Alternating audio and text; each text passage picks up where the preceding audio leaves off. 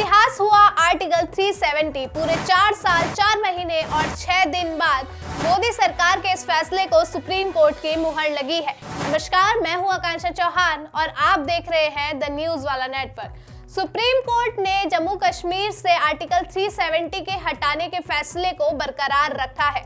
दरअसल 5 अगस्त 2019 को मोदी सरकार ने जम्मू कश्मीर से आर्टिकल 370 के प्रभाव को खत्म कर दिया था। साथ ही राज्य को 2 हिस्सों में बांटकर जम्मू कश्मीर और लद्दाख में बांटकर दोनों को केंद्र शासित प्रदेश घोषित कर दिया था। सुप्रीम कोर्ट ने सोमवार को मोदी सरकार को एक बड़ी राहत दी है, जिसमें सुप्रीम कोर्ट ने जम्मू कश्मीर से आर्टिकल 370 के हटाने के फैसले को बरकरार रखा है। Chief justice of India CY Chandrachud ने कहा, जम्मू कश्मीर भारत का एक अभिन्न अंग है, इसकी कोई आंतरिक संप्रभुता नहीं है। जम्मू कश्मीर से आर्टिकल 370 हटाने के केंद्र सरकार के इस फैसले के खिलाफ पूरी 23 अर्जियां दी गई थी, जिसको सुनने के बाद सुप्रीम कोर्ट ने सितंबर में अपना फैसला सुरक्षित रख लिया गया था, जिसके बाद अब पूरे 4 साल 4 महीने और 6 दिन बाद सुप्रीम कोर्ट का फैसला सामने आया है, जिसमें सुप्रीम कोर्ट ने जम्मू कश्मीर से अनुच्छेद 370 हटाने के फैसले को बरकरार रखा है।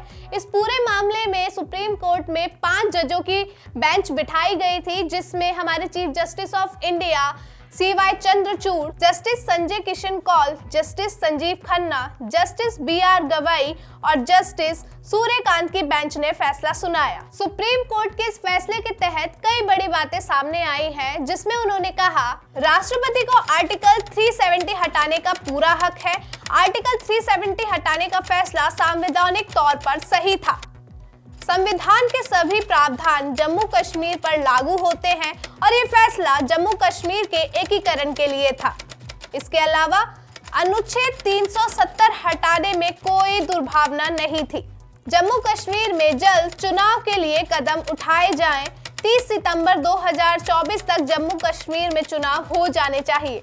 जम्मू कश्मीर में जल्द राज्य का दर्जा बहाल हो। आर्टिकल 370 एक अस्थायी प्रावधान था। जम्मू कश्मीर भारत का अभिन्न अंग है। जम्मू कश्मीर के पास कोई आंतरिक संप्रभुता नहीं थी।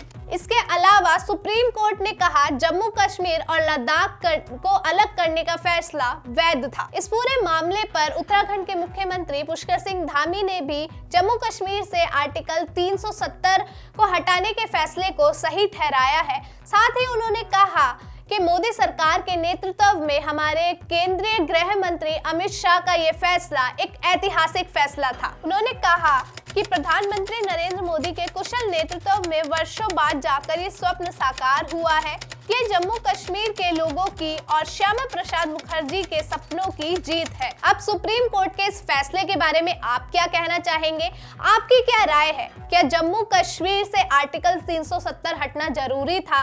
और अगर नहीं हटता तो क्या दुष्प्रभाव सामने आ सकते थे? और 370 हटने से क्या नया मोड़ जम्मू कश्मीर की राजनीति लेने वाली है?